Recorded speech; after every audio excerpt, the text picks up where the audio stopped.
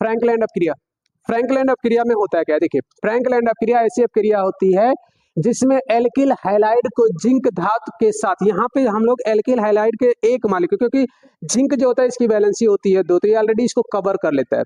यानी अगर आप रिएक्शन देखें इसका, तो आप कोई भी एल्किल हैलाइड ले सकते हैं, जैसे हम लोग ले लेते हैं CH3CH2, ठीक है, यानी CH3CH2Cl, इसे कहते हैं एथिल क्लोराइड।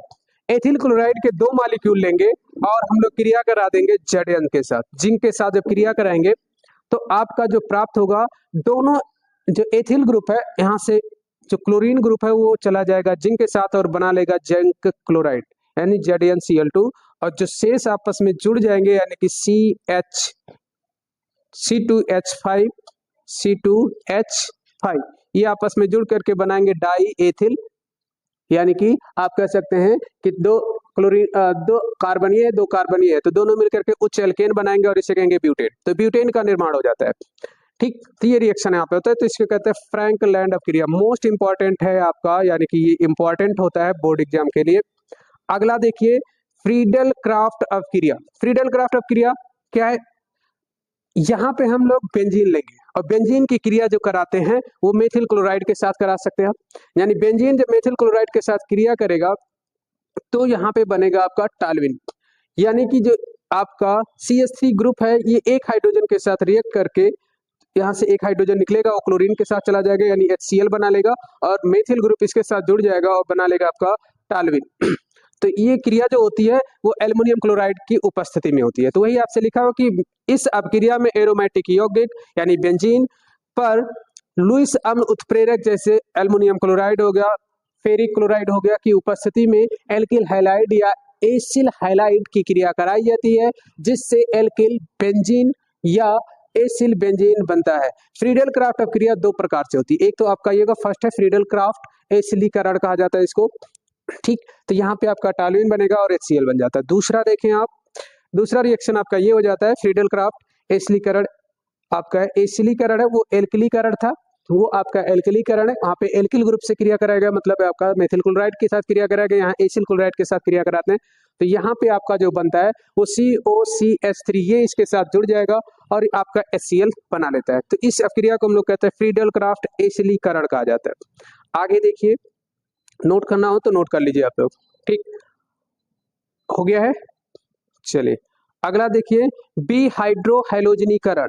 बिहाइड्रोहैलोजनीकरण में क्या है कि इस अपक्रिया में हाइलो एल्केन से हाइड्रोजन हैलाइड यानी चाहे HCl ले सकते हैं आप, कुछ भी ले सकते हैं, तो हाइड्रोजन हैलाइड को हटाकर एल्कीन का निर्माण किया जाता है। यह अपक्रिया सामान्यतः ऊर्जा उत्सर्जन यानी एलिमिनेशन रिएक्शन अपक्रिया होती है, यानी कि यहाँ पे ऊर्जा क्या होगा, उत्सर्जित होता है, जिससे हम लोग ऊष्मक्षेपी अपक्रिया भी कह सकते हैं।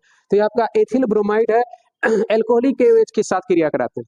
एल्कोहलिक KOH के साथ क्रिया कराएंगे, उसके साथ उपस्थिति में जब गर्म किया जाएगा तो आपको प्राप्त होगा क्या, इसे कहते हैं एथिलीन, यानी कि ये असंतृप्त यौगिक होता है, ये प्राप्त होगा KBr यानी कि पोटेशियम ब्रोमाइड अलग हो जाएगा और जल का मॉलिक्यूल निकल जाता है। तो ये रिएक्शन होता है आपका, जिसे हम लोग कहते हैं बिहाइड्रोहैलोजनीकरण, यानी बिहाइड्रो का मतलब है हाइड्रोजन का विस्थापन, तो यहाँ पे हाइड्रोजन विस्थापित हो जाता है। अगला देखिए टिशनको अपक्रिया, इंपॉर्टेंट रिएक्शन है टिशनको अपक्रिया। टिशनको अपक्रिया एक कार्बनिक रासायनिक अपक्रिया है। इसमें क्या होता है कि जिसमें एल्डिहाइड आपस में अपक्रिया करके एस्टर का निर्माण करते हैं। एस्टर का मतलब हो जाएगा RCOOR, ये एस्टर कहलाता है। तो यहाँ पे एस्टर का निर्माण हो गया। यह अपक्रिया सामान्यतः एल्युमिनियम एल्कोक्साइड उत्प्रेरक की उपस्थिति में होता है। एल्युमिनियम एल्कोक्साइड यानी कि हम लोग लेंगे क्या, इसे कहेंगे एसिटिल्डिहाइड। एसिटिल्डिहाइड के 2 मॉलिक्यूल लेंगे, एल्युमिनियम ऑक्साइड की उपस्थिति में जब हम क्रिया करेंगे तो बनेगा क्या, 1 2 3 4 कार्बन है, तो इसे कहेंगे 4 के, इसे कहेंगे हम, इसका नाम हो जाएगा एस्टर यानी कि एथिल एसीटेट, इसका नाम हो जाएगा एथिल एसीटेट। तो एथिल एसीटेट का निर्माण होता है। नेक्स्ट है आपका कैनिजारो अपक्रिया। कैनिजारो अपक्रिया क्या है कि कैनिजारो अपक्रिया एक कार्बनिक रासायनिक अपक्रिया होती है जिसमें ऐसे हैलाइड जिसमें अल्फा हाइड्रोजन नहीं पाया जाता है, सांद्र क्षार की उपस्थिति में एक साथ ऑक्सीकृत या अपचयित होकर, यहाँ पर ऑक्सीकरण भी होगा और अपचयन भी होता है, एक साथ ऑक्सीकृत और अपचयित होकर अल्कोहल और कार्बोक्सिलिक अम्ल का निर्माण करता है। जैसे आपके पास फॉर्मेल्डिहाइड है, फॉर्मेल्डिहाइड की क्रिया सोडियम हाइड्रोक्साइड के साथ कराते हैं तो आपको प्राप्त होगा मेथिल अल्कोहल और सोडियम फॉर्मेट। तो ये चीज आपका सब प्रोडक्ट के रूप में प्राप्त होते हैं, यानी कि यहाँ पे आपका ऑक्सीकरण और अपचयन दोनों रिएक्शन होते हैं। ठीक है, तो ये चीज ध्यान रखेंगे। अगला है आपका क्लीमेंसन अपचयन, इंपॉर्टेंट रिएक्शन है क्लीमेंसन अपचयन, यानी इस अभिक्रिया में एल्डिहाइड या कीटोन को अम्लीय माध्यम में zinc mercury amalgam ZnHg amalgam तथा सांद्र हाइड्रोक्लोरिक अम्ल यानी कंसंट्रेट H2SO4 की उपस्थिति में हाइड्रोकार्बन CH2, ये आपका समूह होता है जो बीच बीच में, यानी कि इसको हम लोग कहते हैं बीच में जुड़ा रहता है, हाइड्रोकार्बन का मुख्य इसको हम लोग कह सकते हैं सजातीय श्रेणी के अंतर्गत आता है, में बदल दिया जाता है। जैसे आपका है क्या नाम है कीटोन, यानी कि इसको कहेंगे, इसका नाम है एसीटोन, CH3CO एसीटोन का सूत्र होता है। जिंक अमलगम की उपस्थिति में HCl से क्रिया करता है और HCl की उपस्थिति जिंक अमलगम और हाइड्रोक्लोरिक अम्ल की उपस्थिति में क्रिया करेगा और बना लेगा आपका CH3CH2CH3, यानी रोजन अपक्रिया आपका आ जाता है। रोजन अपक्रिया क्या है कि इस अपक्रिया में अम्ल क्लोराइड यानी कि जिसे एसिड क्लोराइड को हाइड्रोजन गैस की उपस्थिति में पैलेडियम बेरियम सल्फेट यानी कि पैलेडियम या बेरियम सल्फेट उत्प्रेरक द्वारा अपचयित करके एल्डिहाइड प्राप्त किया जाता है।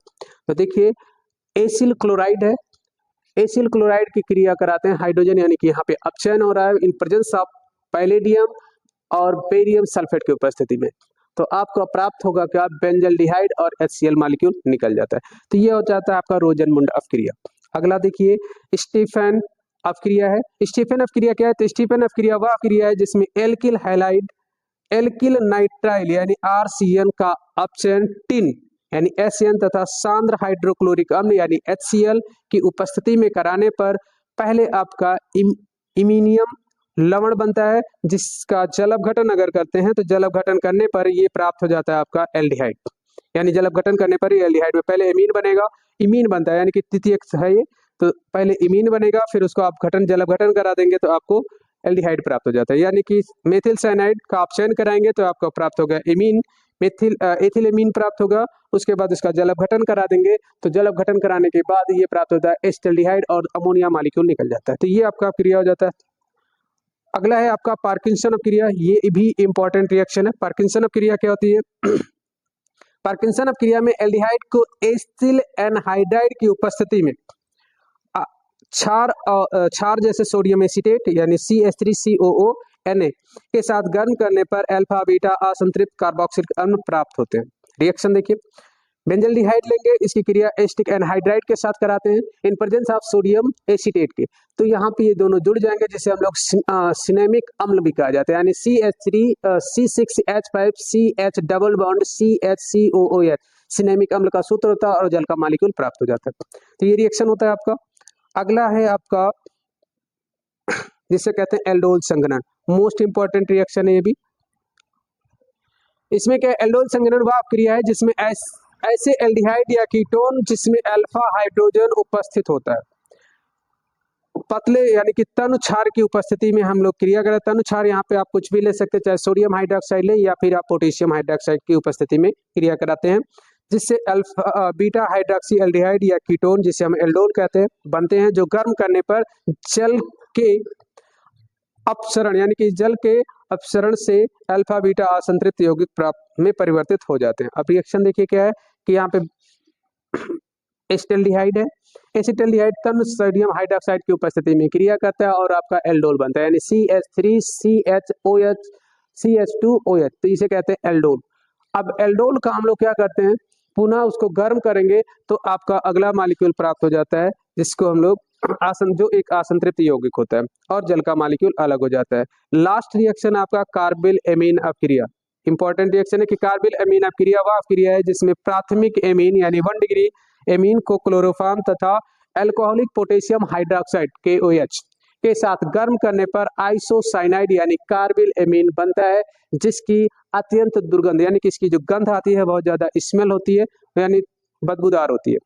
अब बेंजीन की क्रिया में जो कार्बिल एमीन है यानी कि बेंजीन एमीन की क्रिया हम लोग क्लोरोफॉर्म और पोटेशियम हाइड्रोक्साइड के साथ कराते हैं तो हमको फिनाइल प्राप्त होता है, यानी कि बेंजीन आइसोसाइनाइड, और पोटेशियम क्लोराइड और जल का मॉलिक्यूल निकल जाता है। तो ये लास्ट रिएक्शन था जो कि बहुत ज़्यादा इंपॉर्टेंट है।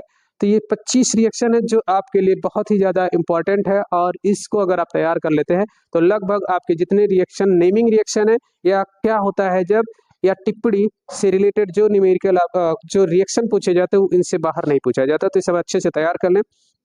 वीडियो पसंद आए तो लाइक करें, शेयर करें और कमेंट करें। Thank you.